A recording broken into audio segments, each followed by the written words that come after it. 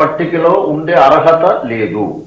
చనిపోయిన ఓటర్ని ఎన్నికల ఇది జరిగేటప్పుడు తొలగించే బాధ్యత ఎన్నికల కమిషన్ మీద ఉంటుంది. ఎవరైనా సరే షిఫ్ట్ అయ్యేటప్పుడు ఒక నియోజకవర్గం నుంచి కానీ ఒక రాష్ట్రం నుంచి వేరే రాష్ట్రం నుంచి కానీ ఓటరు బదిలీ అయ్యేటప్పుడు ఏమిటి అంటే తన డిలీషన్ కోసం ఫారం 6, ఫారం ఎడిషన్ కోసం ఫారం 6, డిలీషన్ కోసం ఫారం 7 అనేది ఎన్నికల రూల్స్ లో ఉంది. కానీ అది ఎవరూ సరిగ్గా పాటించక బిఎల్ఓస్ కానీ ఆ సంబంధిత ఎన్నికల అధికారులు కానీ దాని మీద అంతా ధ్యానం ఇవ్వక ఇదంతా కూడా ఎలా జరుగుతుంది అంటే ఇంతమంది చనిపోయిన తర్వాత ఎన్నికల పట్టికలో వాళ్ళ పేర్లు ఉండడం అన్నది చాలా ఆశ్చర్యాన్ని గావిస్తుంది. మీరు పరిశీలించేటట్టయితే గత ఎన్నికలు వీళ్ళందరూ ఓటేసినట్టే ఉంటది. ఇక్కడ ట్విస్ట్ ఉంటది. ఇక్కడ అసలు వాళ్ళ దాని వెనక ఉన్న హస్తం మనకు బయటకు వస్తుంది. ఇవి ఎందుకు తొలగించరు అని అంటే ఆ పేర్ల మీద ఓటు వేయడం అన్నది జరుగుతుంది. అది కూడా వన్ సైడెడ్ జరుగుతుంది. అది ఏ పార్టీకైనా సరే వన్ సైడెడ్.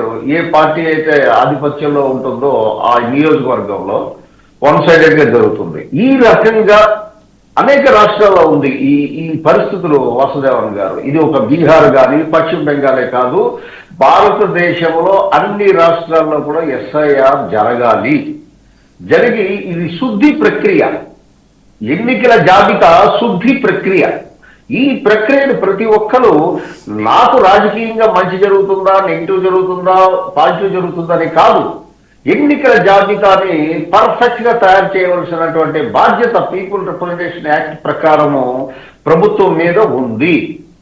ఒకవేళ ఎవరికైనా ఫర్ ఎగ్జాంపుల్ నా ఓటు తొలగించేశారు అనుకుందాము, దానికి రీజనబుల్ ఆపర్చునిటీ ఇస్తున్నారు.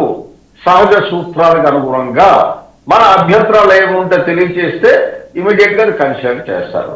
ఇందులో అభ్యంతరం ఎందుకు ఉంటుంది? ఎవరికైనా సరే ఊరికే చాలా మంది నేను చూస్తున్నాను అనేక చట్టసభలో గగ్గోలు పెడుతున్నారు. దేనికి ఆ గగ్గోలు ఎందుకు అంటే ఈ చనిపోయిన వారు ఓటర్ని కంటిన్యూ చేయమనా నీ ఉద్దేశం?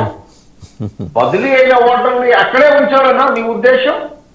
లేదు, చట్టబద్ధమైన ప్రక్రియ చేయకూడదనా మీ ఉద్దేశం?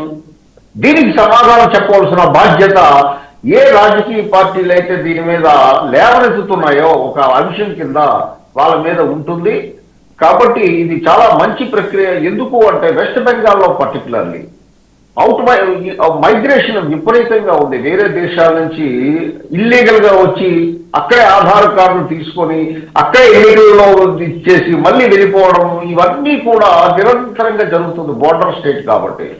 అలాగే చాలా రాష్ట్రాల్లో ఇంకా కొన్ని రాజకీయ పక్షాలు ఏం చేస్తారంటే వీటిని పెంచి పోషిస్తున్నారు. ఎందుకంటే ఎప్పుడు నేనే గెలవాలి, ఇంకెవరూ గెలవకూడదు. కాబట్టి నా తరఫున నా ఓట్లు 10,000 15,000 చేర్పించాలి, ఒక రకంగా చెప్పించాలంటే చొప్పించాలి.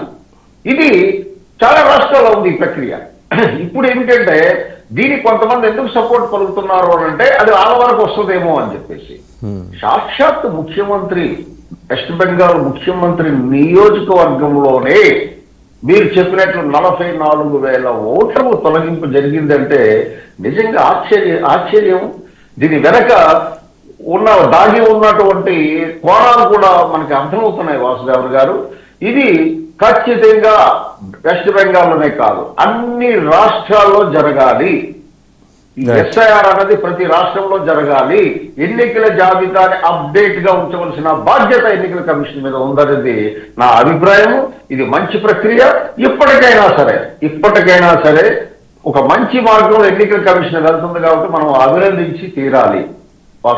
రైట్ శివశంకర్ గారు, మళ్ళీ మీ దగ్గరకు వస్తే ఒకసారి డాక్టర్ బిఎన్ రమేష్ గారి దగ్గరికి పూర్వ డీజీపీ ఎన్నో ఎన్నికలను వారు ప్రత్యక్షంగా కూడా